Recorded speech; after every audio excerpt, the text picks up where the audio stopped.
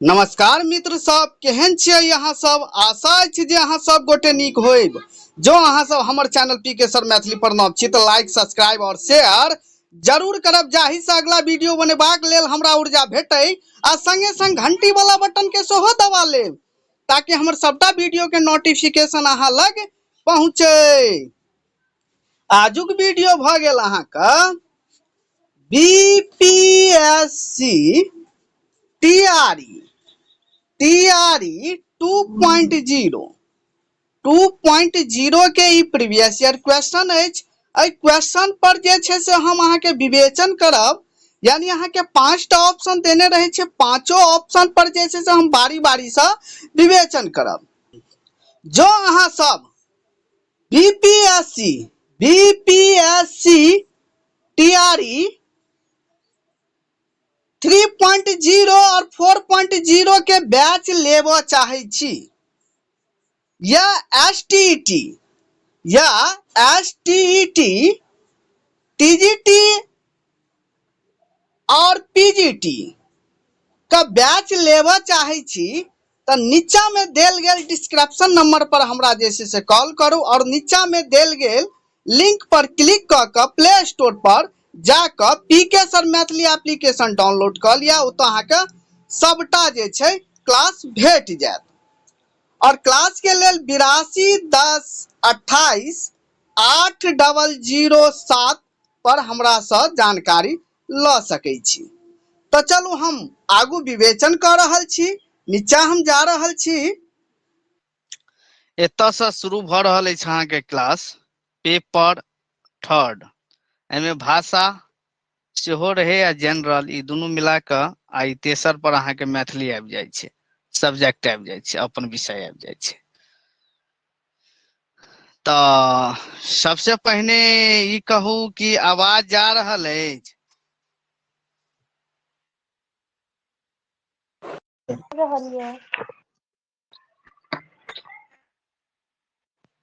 आवाज बढ़िया से आबैया सर। अच्छा अच्छा, कनी हमरा दोसर अथी हेडफोन लेबऽ पड़तै ने, एहिमे किछु प्रॉब्लम आबि गेलै। 26 के हेडफोन छै तखनो एहिमे दिक्कत छै।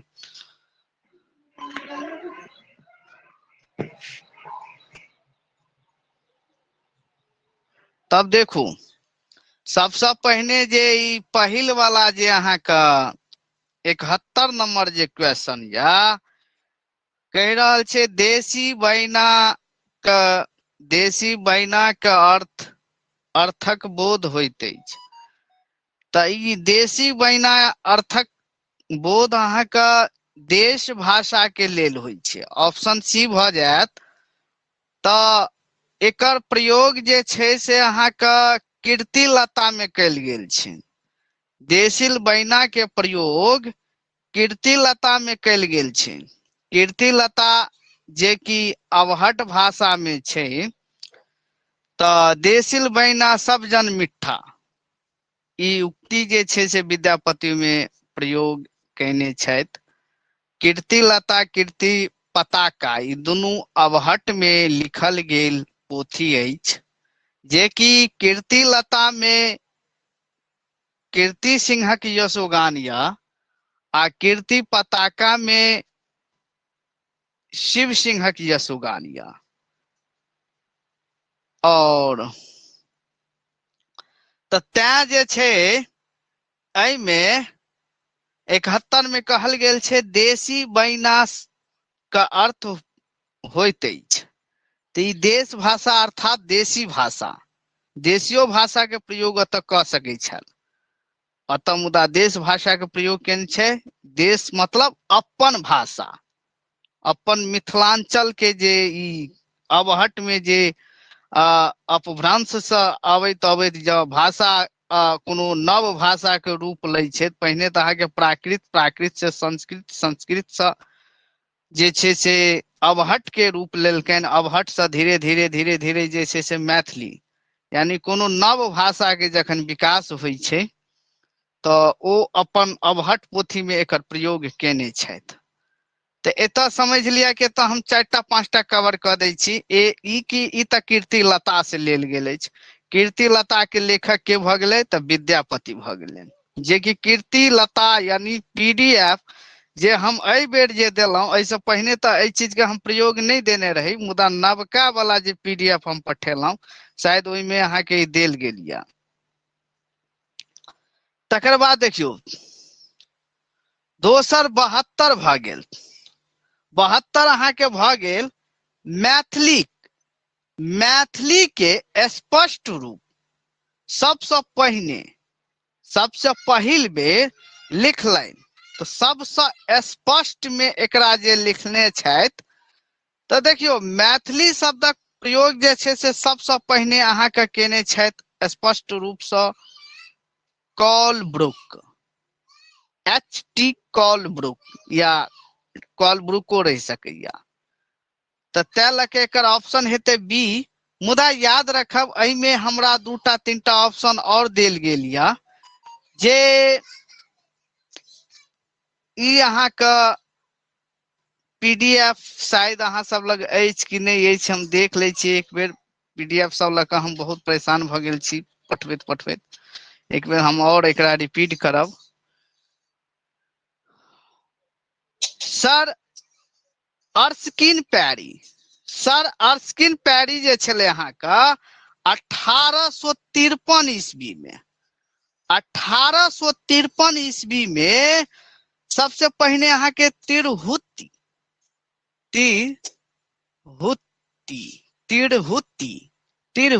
शब्द के प्रयोग केने रहे।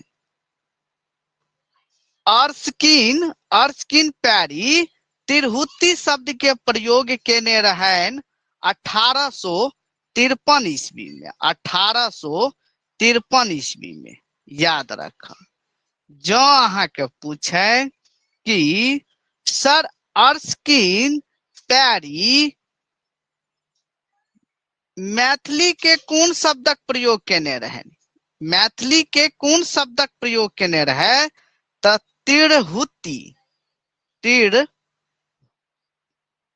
तिरहुती मतलब यह शब्द में लिखल गेल छले तिरहुती। और ई कहिया केने रहन, जो अहाँ के पूछत कि सर अर्स्किन पैरी तिरहुती शब्दक प्रयोग केने रहन, त 1853 ईस्वी में। 1853 ईस्वी में। यह में एकटा और ऑप्शन देल गेल अछि, sir John beams, sir John beams, जे कि 1867 ईस्वी में, 1867 ईस्वी में मैथिली एखनो देखबै जे विदेशिया सब जे रहे छै से मैथिली नहीं बाजल अबै छै, त मैथिली बाजैत रहे छै। मैथिली शब्द के प्रयोग केने रहन के अहाँके sir John beams, sir John beams प्रयोग केने रहे 1867 ईस्वी में मैथिली। तो जो अहाँ सब पूछे कि सर जॉन बीम्स मैथिली शब्दक प्रयोग कहिया केने रहन, त 1867 ईस्वी में। और तकर बाद जे छै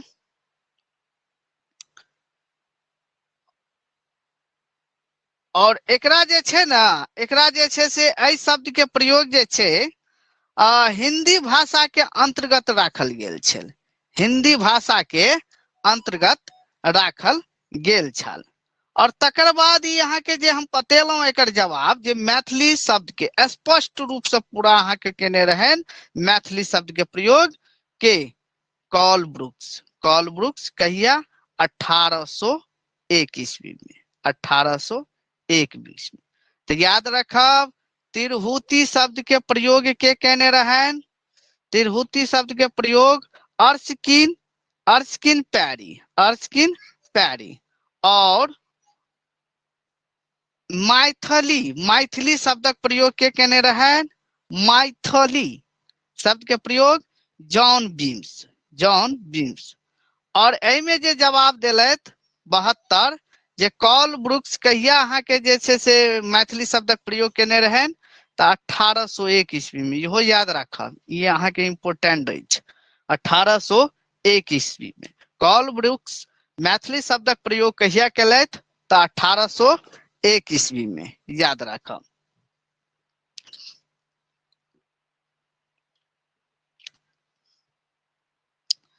तकर बाद एतऽ देखियौ, राजा शिव सिंह। राजा शिव सिंह जे अहाँ के अछि, ई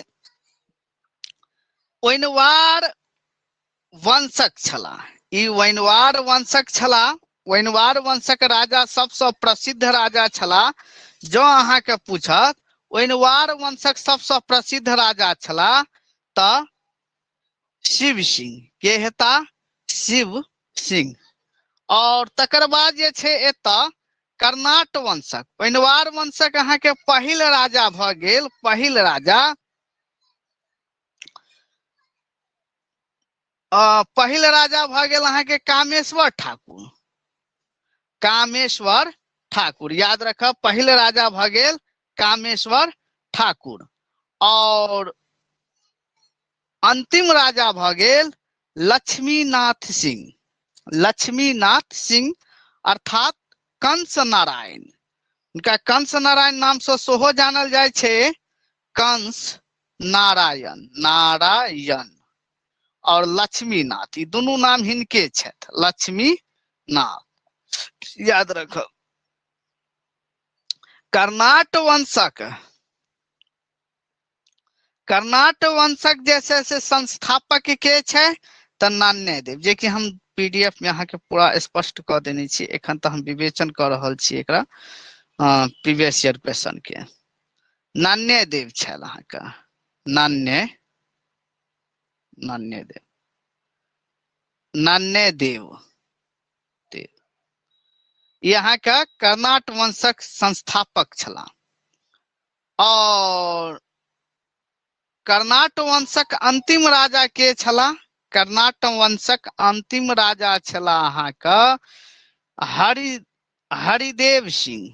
हरिदेव सिंह जे मिथिला के राजा बनला, जे मिथिला के पहिल और आदि कालक राजा, आदि कालक राजा बनला। जो अहाँ सब पूछे कि मैथिली साहित्यक, मैथिलिक साहित्यक आदि कालक राजा या शासक या सम्राट त हरिदेव सिंह, हरिदेव सिंह, हरिदेव सिंह। और वैनवार वंशक सबसे प्रसिद्ध राजा त शिव सिंह, शिव सिंह। शिव सिंह विद्यापति के बाल सखा छला। शिव सिंह के छला? विद्यापति के बाल सखा छला। शिव सिंह से याद रखब, से मैथिली में स कहल जाय छै, स। शिव सिंह स विद्यापति दू बरख पैघ छला, जेठ छला। और विद्यापति के बाल सखा सेहो छला।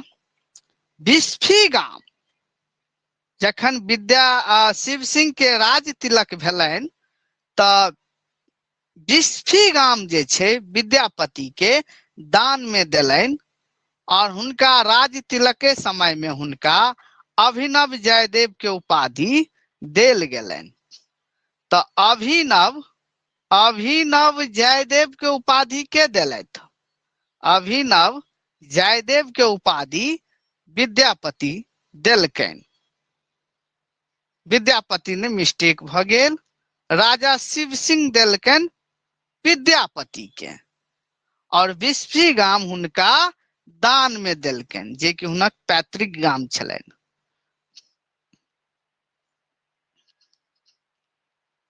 खंडवाला कुल वंशक, खंडवाला वंशक संस्थापक भ गेल महेश ठाकुर। और अंतिम राजा भ गेल कामेश्वर सिंह। कामेश्वर, देखियो, और ध्यान रखब तो सुगौना ई सब तो हम बताइए देने रही।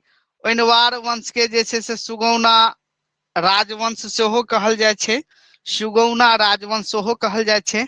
आ कर्नाट वंश के जे छे सिमराव राजवंश सेहो कहल जाय छे, सिमराव राजवंश सेहो कहल जाय छे, याद राखब।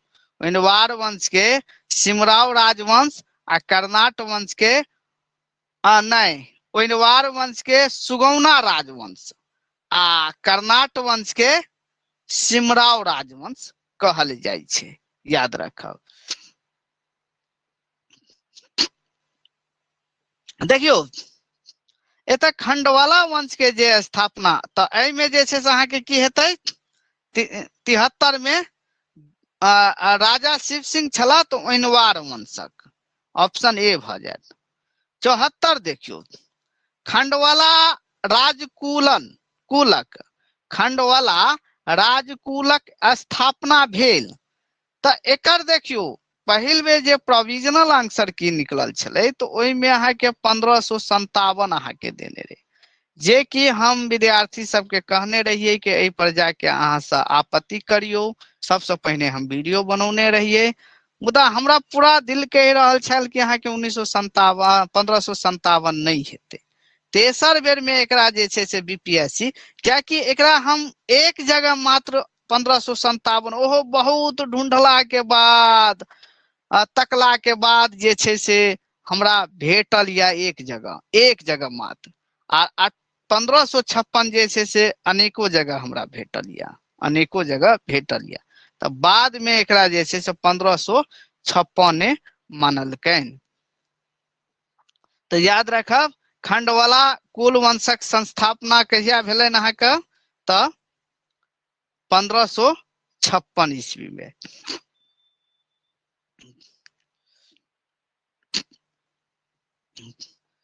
बोधगान तांत्रिक सिद्धांत, बोधगान में तांत्रिक सिद्धांतक पोथीक लेखक छथि। बोधगान में तांत्रिक सिद्धांत पोथीक लेखक छथि।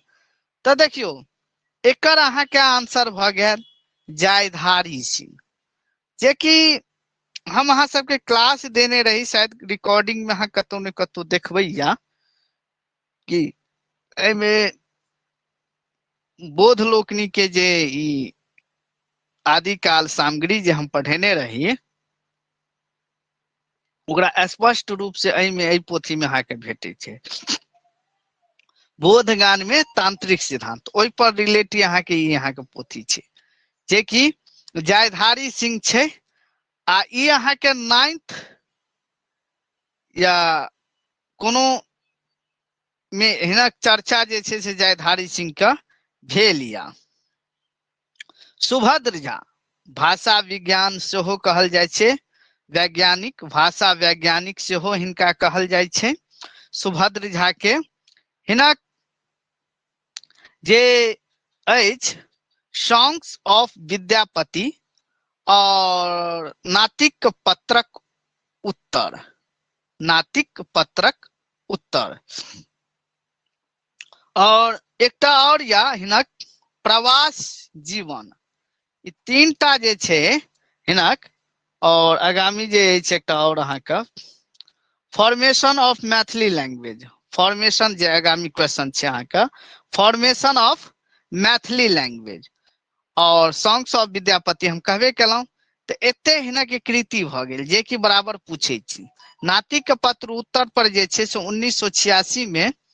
1986 में साहित्य अकादमी द्वारा पुरस्कार भेटल या, मूल पुरस्कार भेटल या। नातिक पत्र उत्तर जे कि निबंध टाइप के छथि, पत्रात्मक शैली में छथि।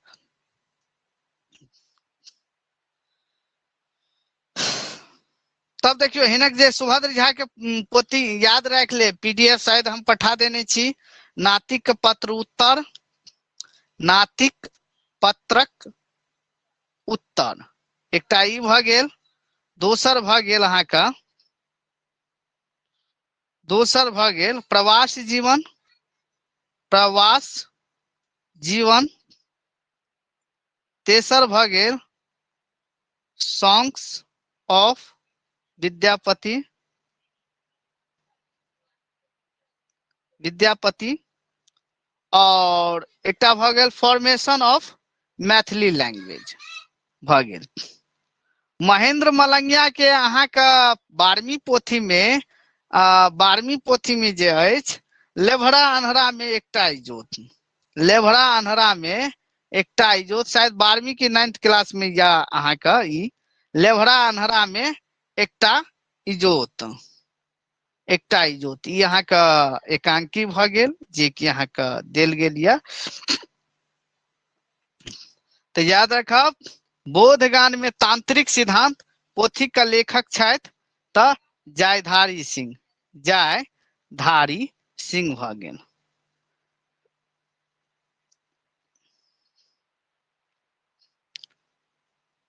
फॉर्मेशन ऑफ मैथिली लैंग्वेज जे कि हम बताइए दिलौं एत अहाँ के जयदेव, एत अहाँ के जयकांत मिश्र मानने रहन, बीपीएससी प्रोविजनल आंसर की में जयकांत मिश्र मानने रहन जे कि स्पष्ट रूप से गलत छलन, जे कि एहि पर चैलेंज केलथि, विद्यार्थी लोकनि सब चैलेंज केलकनि और सुभद्र झा मानलकनि अहाँ के बीपीएससी, सुभद्र झा।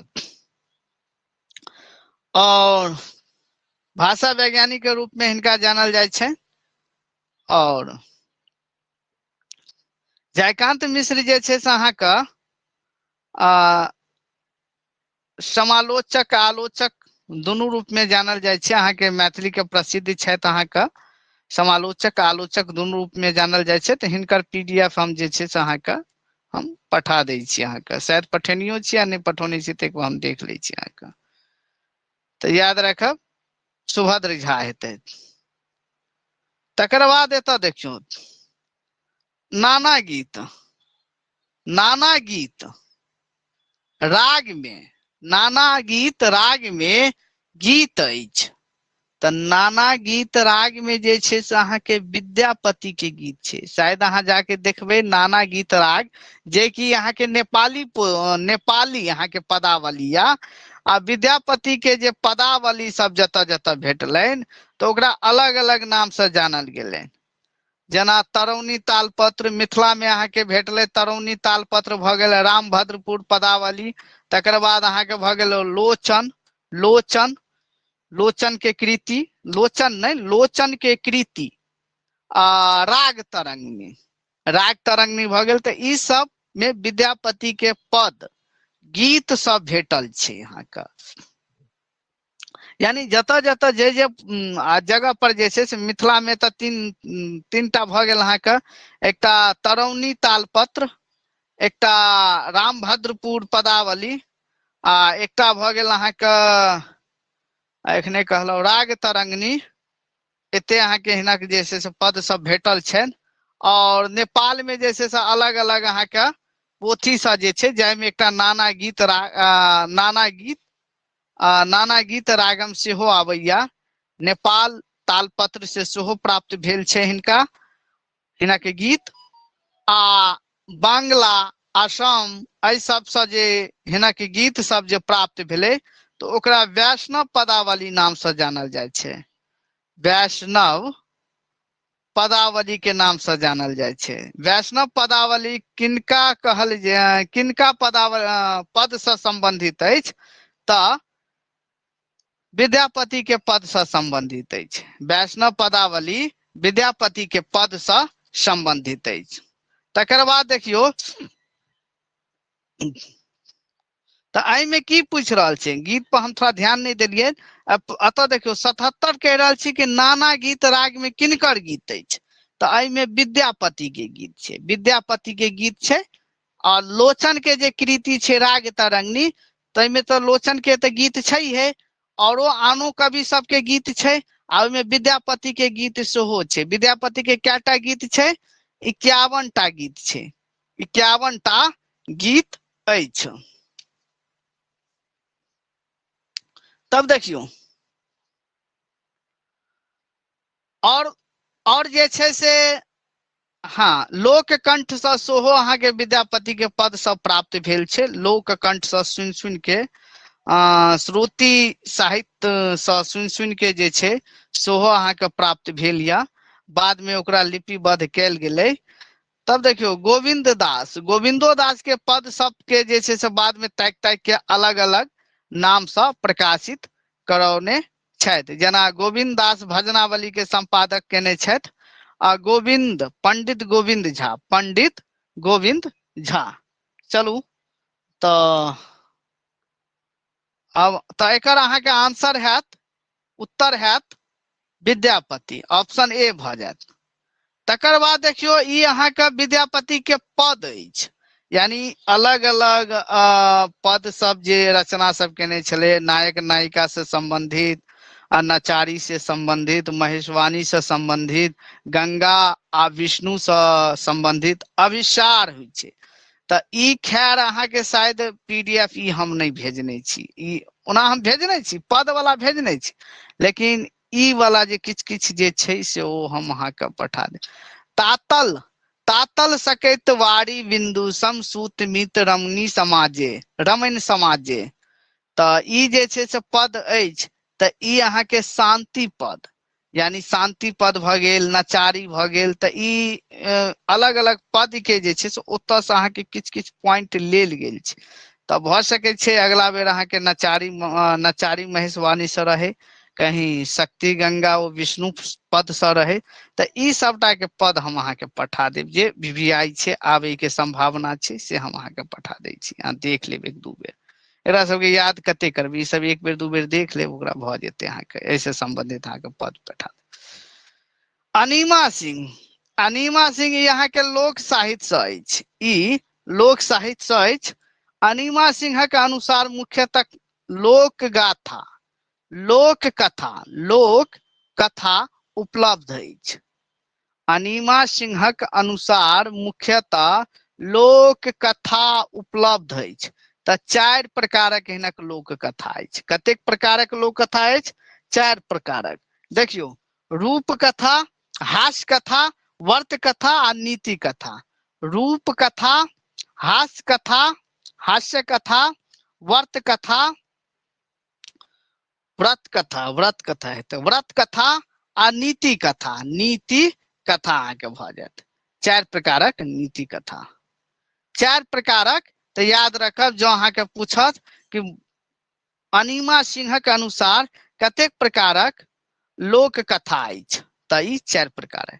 ई एकर जे छै से हम ध्यान से बिसरि गेलहुँ अहाँके, एकर अहाँके पीडीएफ रेडी यऽ। आ लोक कथा से हम सोचलियै कए दिन क्लासो दऽ दियै, मुदा नहि दऽ पाबै छी, एहि पर हम क्लास अहाँके दऽ दै छी। चूँकि आब जे भी समय बाँचल छै, ओहि पर जे भी छूटल छाटल क्लास सब छै, ओहि पर अहाँके भेट जेतै। तब देखियौ,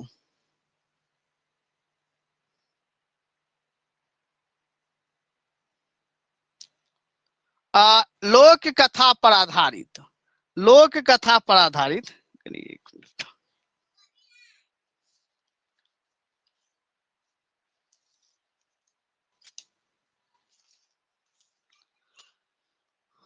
लोक कथा पर आधारित जे छै मणि जी, मणिपदम, ब्रज किशोर वर्मा मणिपदम जी के उपन्यासक संख्या यऽ।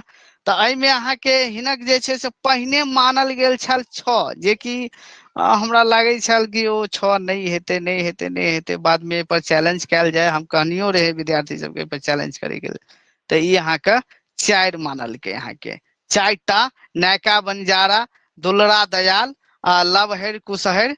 तऽ ई सब जे छै से अहाँके हिनक 4 टा, देखियौ एहि पर उपन्यासक संख्या कहै छै, उपन्यासक संख्या कहि रहल छै। उपन्यासक, लोक गाथा पर संबंधित उपन्यास, बहुते उपन्यास लिखने छै, अलग अलग कैटेगरी में जे छै से एकर उपन्यास के बांटल गेल छै।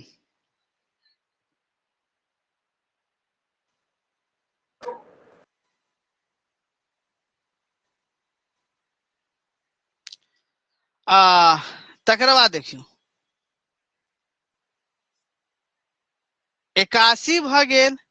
ई पीडीएफ अहाँके देखऽ पड़त। किया देखऽ पड़त?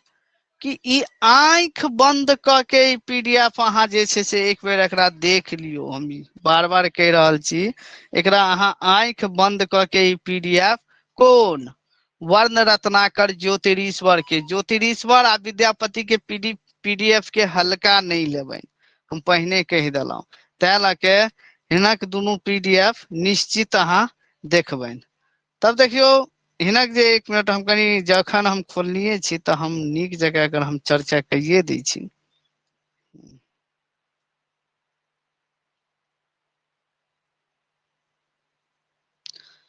सबसे तो पहिने अहाँ के मैथिली साहित्यक प्रथम गद्य ग्रंथ भ गेल वर्ण रत्नाकर। मैथिली साहित्यक प्रथम गद्य ग्रंथ भ गेल वर्ण रत्नाकर। वर्ण रत्नाकर जे कि 8 कलोल में विभाजित अछि आ एकर खोज अहाँ के म हरप्रसाद शास्त्री जे छै से कयने रहनि। अहाँ के 1895 से लऽ कऽ 1900 ईस्वी के बीच में 2 बेर नेपाल यात्रा के दौरान अपन छात्रक संग जे छै से एकर अनुसंधान कयलनि। यहाँ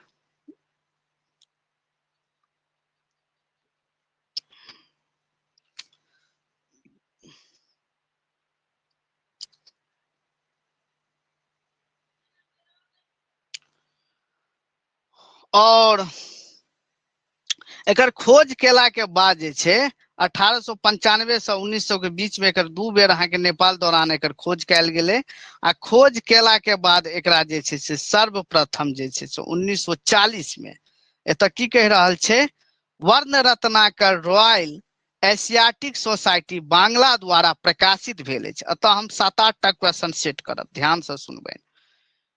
तो ई अहाँ के सबसे पहिने अहाँ के खोज के केने रहे अहाँ के म हरप्रसाद शास्त्री। एकरा खोज कैला के बाद जे छै से 1940 में रॉयल एशियाटिक सोसाइटी बांग्ला द्वारा जे छै बांग्ला द्वारा एकरा प्रकाशित करौलनि आ प्रकाशित 2 गोटे के संपादक में प्रकाशित अहाँ के जे छै से म हरप्रसाद शास्त्री नहीं करौलनि। खोज केलकनि अहाँ के म हरप्रसाद शास्त्री, मुदा प्रकाशित केलनि अहाँ के एकरा प्रकाशित केलथि अहाँ के डॉक्टर सुनीति कुमार चटर्जी आ बबुआजी मिश्र। जो अहाँ के एतऽ क्वेश्चन पूछत कि वर्ण रत्नाकर के संपादक करौलनि तऽ जँ दुनू के नाम देने रहत सुनीति कुमार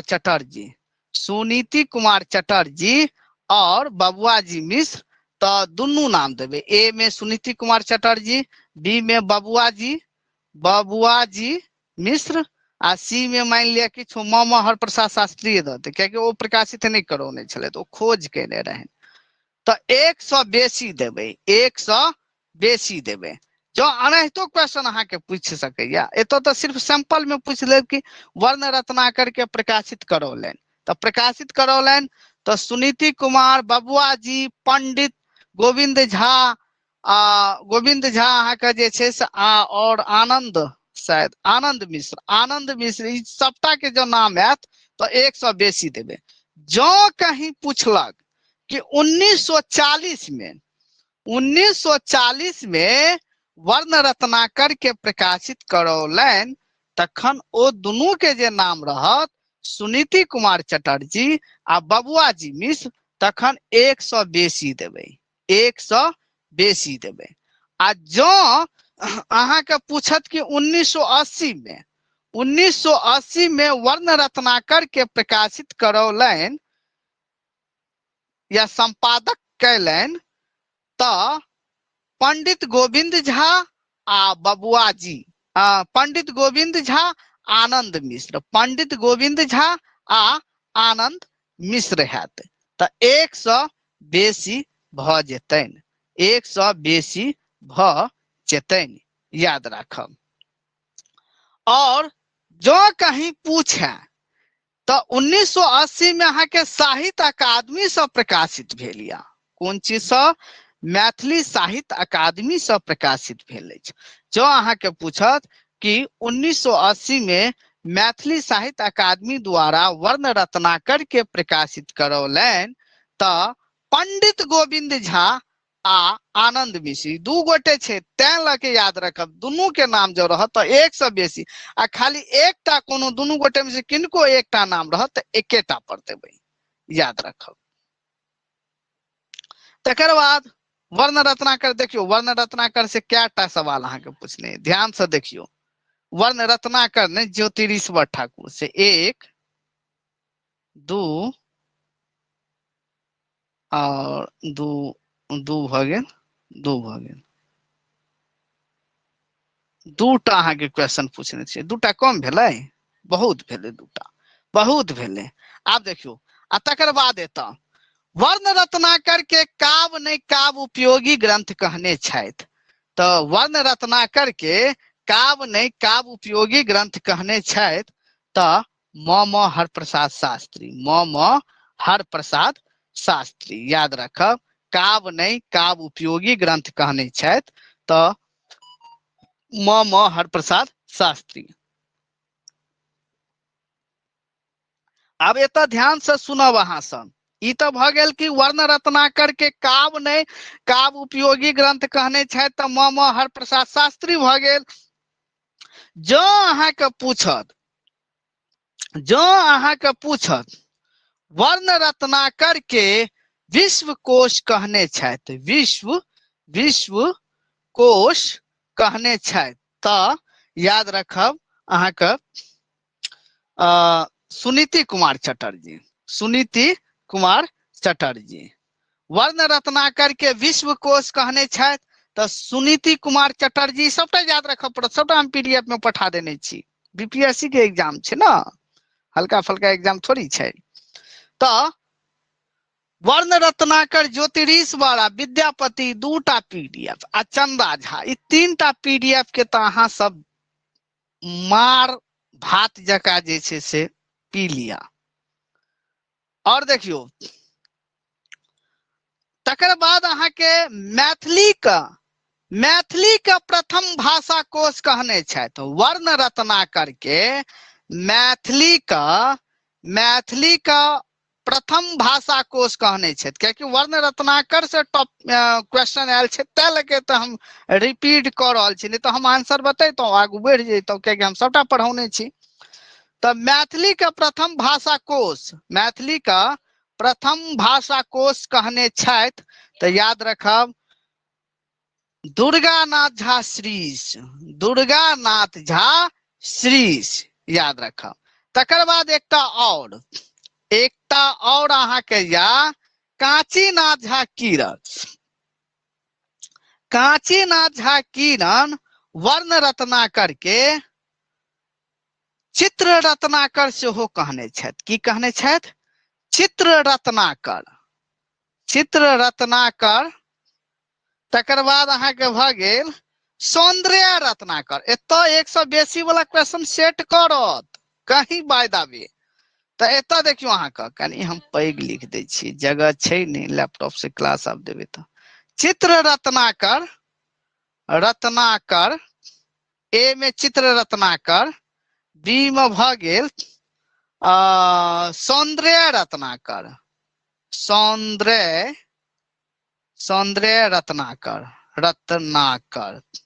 ठीक छे आ सी में भ गेल शब्दक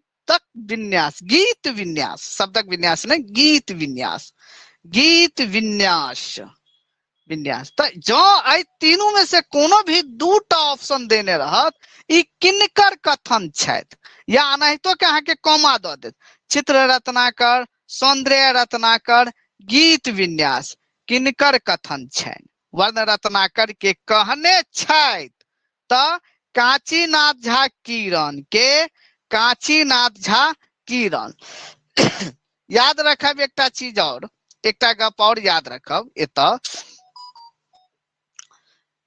क्वेश्चन पूछे के एकटा तरीका और अहाँ के पूछ लेत कि कखनो एतो देखियो ध्यान से 82 में की कह रहल छे 82 में अहाँ के कह रहल छे कि वर्ण रत्नाकर के काव्य से अधिक काव्य उपयोगी कहने छथि तो एतो तो से पूछने छे आ कखनो नाम द दे आप दुर्गानाथ झा श्रीश वर्ण रत्नाकर के कहने छथि तो जत ए देख रहल छिए ए बी सी तो ओता अहाँ के ई परिभाषा देने रहत काव्य नहीं काव्य उपयोगी ग्रंथ तकर बाद अहाँ के मैथिली के प्रथम भाषा कोश एना क के अहाँ के देने रह जब दुर्गानाथ झा श्रीश कहैत छथि वर्ण रत्नाकर के दुर्गानाथ झा श्रीष कहैत छथि तऽ ए में दऽ देत अहाँके काव्य नहि काव्य उपयोगी ग्रंथ, बी में मैथिली के प्रथम भाषा कोश, सी में विश्वकोश किछ दऽ देत। तऽ मैथिली के प्रथम भाषा कोश दुर्गानाथ झा श्रीष कहैत छथि। तकर बाद देखियौ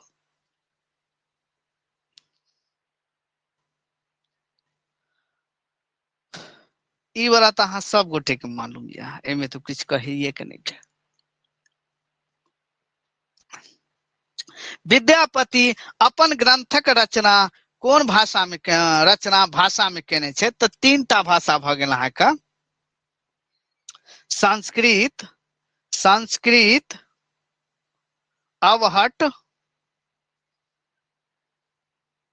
अवहट्ट और मैथिली, 3टा भाषा में रचना केने छै। जे कि अवहट्ट में हिनक 2टा रचना भऽ गेल, कीर्तिलता, कीर्ति पताका, आ संस्कृत में जे छै हिनक दर्जनों पोथी छै।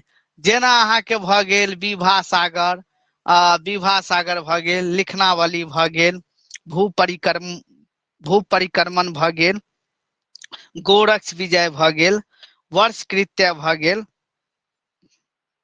गया पतलक भऽ गेल, दान वाक्यावली भऽ गेल, गंगा वाक्यावली भऽ गेल, दुर्गा भक्ति रंगनी भऽ गेल, ब्यारी भक्ति रंगनी भऽ गेल, दर्जनों से बेसी अहाँके पोथी जे छै से लिखने छै। पुरुष परीक्षा भऽ गेल, जे कि बहुत प्रसिद्ध छै अहाँके, आ अवहट्ट में कीर्तिलता, कीर्ति पताका भऽ गेल।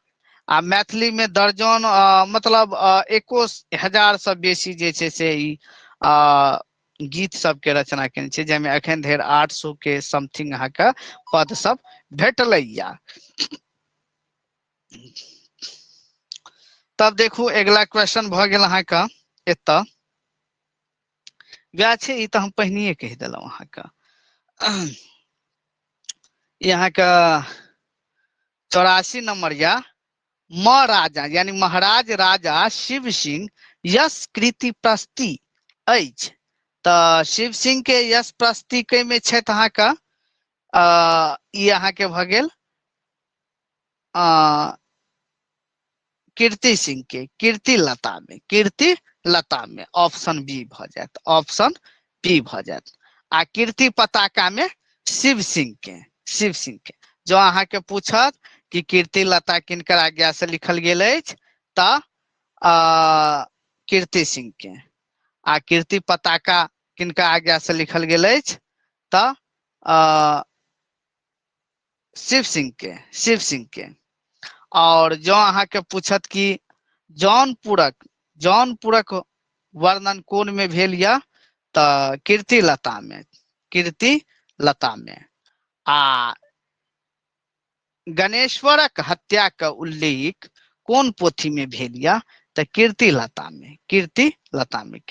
ई दुनू पोथी अहाँके अवहट्ट में भऽ जाइ छै। आ गोरक्ष जे छै अहाँके विद्यापति का ई अथी नाटक अछि। पूर्ण रूप से मैथिली नाटक नहीं छै, बाद में एकरा जे छै से अहाँके मैथिली एहिमे जे छै प्रयोग कऽ के एकरा प्रकाशित करौलनि। मतलब पूर्ण रूप से मैथिली नहीं छै, एकरा बाद में जे छै एकरा मैथिली में पढ़बै तऽ बहुत किछु अहाँके भेटत।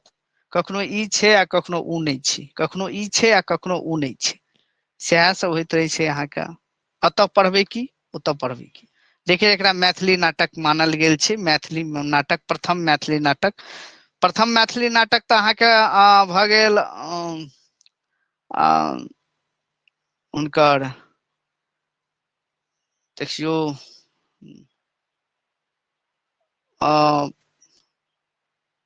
प्रथम जनक अहाँके भऽ गेल, माइंडो से बिसरि जाइ छै। सर जीवन भाग्य सुंदर सुनियौ। नहीं से नहीं हम कह रहल छी। पहिल जनक के भेलैया, देखियौ ज्योतिरीश्वर ठाकुर के जे अहाँके धूर्त समागम या, बुझलहुँ, धूर्त समागम या ओ अहाँके पहिल नाटक भ गेल ओकरा मुदा प्रहसने याद रखब नाटको देने रहत तखनो अहाँ प्रहसने देबै कियाकि हम ई चीज देख रहल छियै गौर के लिए यूजीसी नेट से एखन दे प्रहसने मानब और हमरा विचार से जो देखल जाए तो एकर बहुत जगह नाटकों के प्रयोग केने छै आ बहुत जगह जे छै प्रहसन के प्रयोग केने छै एकटा थिंकिंग आपस में करै छै मान लिया प्रहसन और नाटक दोनों के प्रयोग करे छै बार बार जो देखल जाए कहीं धूर्त समागम पूछे ओना संस्कृत के रचना छै वो तो तै लके संस्कृतक रचना के जे छै से अहाँके नाटक प्रहसन कहल जाइ छै तो हमरा विचार से जो वो क्वेश्चन आबि जाए तो 1 से बेसी लगा देबनि तो बेहतर ई रहत कि बाद में जो कहीं गलती करते तो करेक्शन करे में क्या की देखियो ऑब्जेक्शन करे में ऑब्जेक्शन जखने करबै अहाँ का अहाँ तो मने मने खुश रहबै कि वो हम प्रश्न लगा के अयलहुँ आ प्रश्न लगा के अयलहुँ आ जे नाटक लगौने हेता वो सोचता कि हम नाटक लगा के अयलहुँ आ कहीं बीपीएससी प्रश्न मान लेता आ दोसर गोटे ओहि पर आपत्ति कियाकि ओकर साक्ष्य एक जगह नहीं 10 जगह भेट जेतनि आ कहीं बीपीएससी ओहि पर जे छै से कोनो विद्यार्थी चैलेंज केलकनि तऽ ओ जे छै से अहाँके भ सकै छै 100 अधिक मानव पड़तनि धूर्त समागम के जी हम अहाँके माइंड में डाल देलहुं देख लेब अपना जे हिसाब से ओतऽ लागे लेकिन हमरा विचार से 100 बेसी होबाक चाही एहि पर एक बेर हम काल्हि थिंकिंग करब किछु और जे छथि हम मैथिली में आपस में हम गप करबनि और तकर बाद हम विचार करके हम बतबै छी कि एकरा की मानल जेतनि तऽ गोरक्ष विजय जे अहाँके भ गेल धूर्त समागम के बाद जे नेक्स्ट नाटक जे भेल अहाँके गोरक्ष विजय भेल एहिमे 25टा मैथिली गीतक समावेश या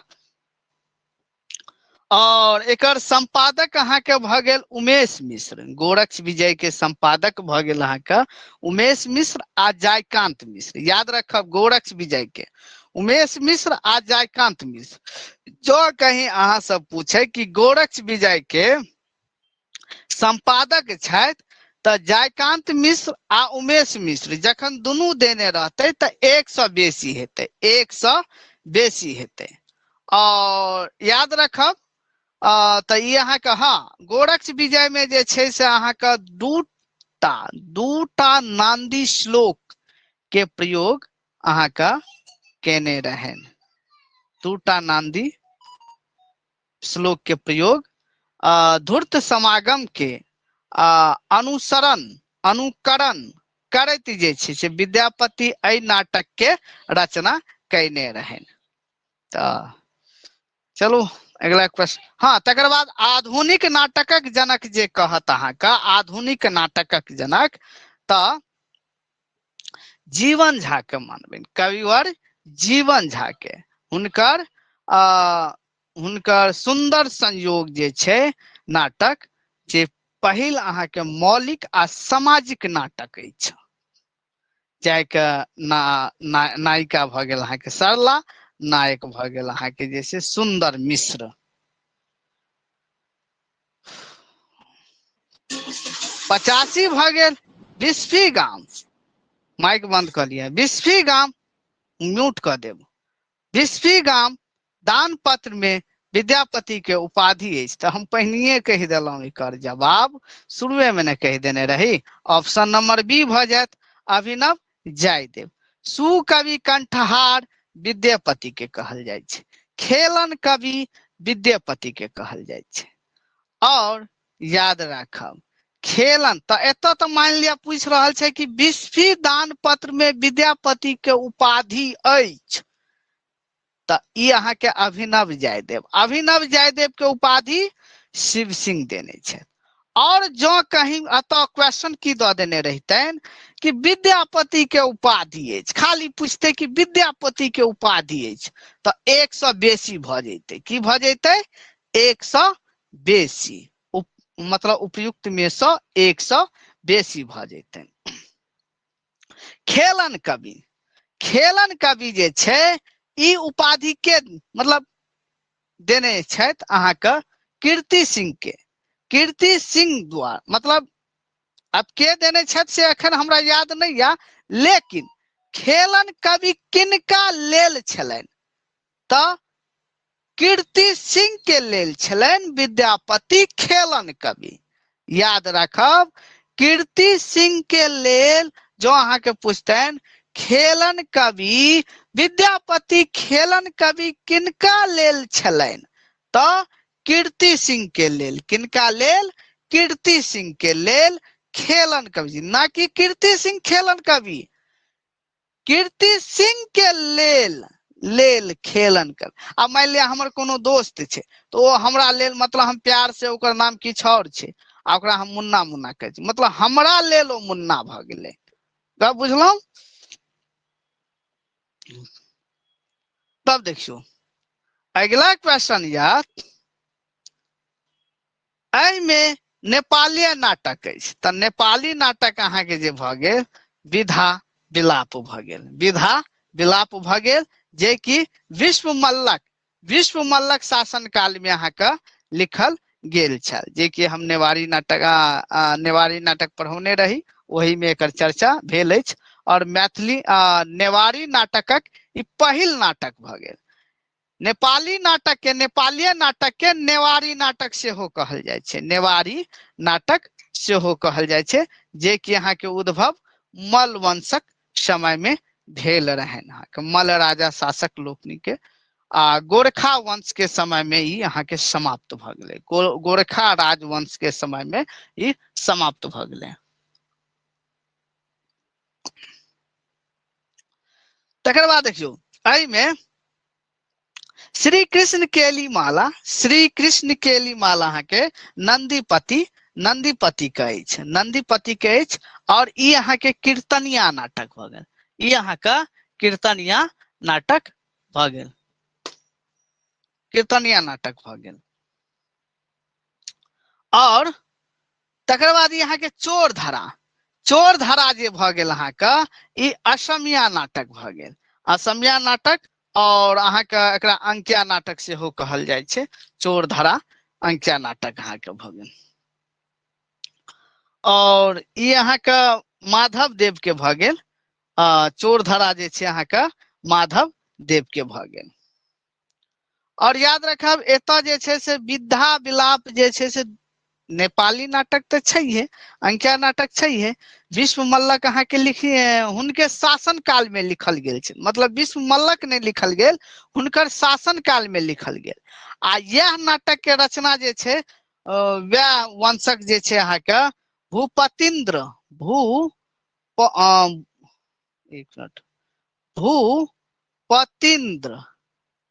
भूपतिन्द्र जे छै अहाँ के भूपतिन्द्र मल्लक के सेहो रचना केने छथि। यानी ई अहाँ के पहिल नाटक तो अहाँ के विश्व मल्लक के समय में तो लिखले गेल छले, आ एही नाटक के रचना अहाँ के भूपतिन्द्र मल्ल सेहो केने रहन। भूपतिन्द्र मल्ल तब ज्यादातर अहाँ के क्वेश्चन यह पूछे छै कि विधा विलाप नाटक अछि त मैथिली नाटक, या तो अनाहिते अहाँ के पूछने रहत कि विधा विलाप नाटक, विधा विलाप के जखने गप आयत तो अहाँ से नेवारी नाटक पर लगेबे, नेवारी नाटक पर लगेबे, जे कि नेपाल नाटक नेवारी नाटक कहल जाय छै।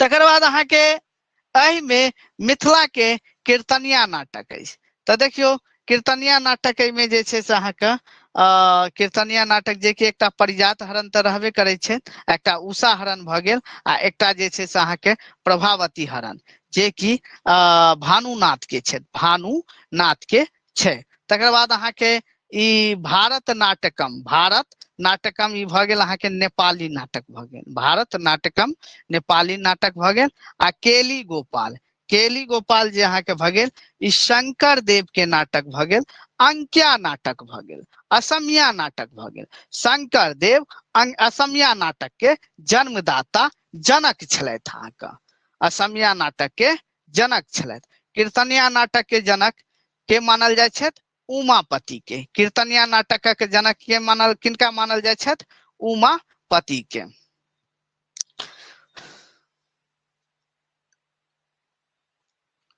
शंकर देव के 6टा नाटक जाम। एकटा अहाँ के केली गोपाल भ गेल, तकर बाद अहाँ के पत्नी प्रसाद भ गेल, पत्नी प्रसाद भ गेल, और ओइ के बाद अहाँ के कालिये दमन भ गेल, कालिये दमन, और कालिये दमन और पत्नी प्रसाद। 6टा नाटक छै, 6टा अहाँ के नाटक छै। और ई 88 देखियो, एहि में अंकिया नाटक अछि। अब अंकिया नाटक पूछ रहल छै, तीनू नाटक पूछने छै, ध्यान से देख लियो। एतऽ तीनू में से एक एकटा क्वेश्चन उठेने या देखियो, 86, 87 और 88। तखन तो तीनू नाटक के रटऽ पड़त, याद राखब, ओही ठाम से क्वेश्चन पूछत। ओइ पीडीएफ में से एकोटा बाहर क्वेश्चन नहीं रहत, गारंटी हम ल रहल छी। ओइमे से एकोटा बाहर नहीं रहत, ई तीनू नाटक का। तब देखियो, तीनू नाटक कंटिन्यू पूछ लेने छथि। एहि में अंकिया नाटक अछि, त अंकिया नाटक त थामे लगा दियो कालिये दमन पर, कालिये दमन, जे कि शंकर प्रसाद के। उदाहरण त कीर्तनिया नाटक भ जाय छै अहाँ के, जे कि हर्षनाथ के छथि। उदाहरण जे हम पहिने चर्चा केने रही, हर्षनाथ के छै कीर्तनिया नाटक। हर्षनाथ विद्यापति परंपरा के अंतिम कवि छथि। हर्षनाथ विद्यापति परंपरा के अंतिम कवि छथि। रुक्मिणी हरण, रुक्मिणी हरण अहाँ के रमापति के छथि, इहो कीर्तनिया नाटक छथि, कीर्तनिया नाटक अछि। त हम एखन क्लास समाप्त करब।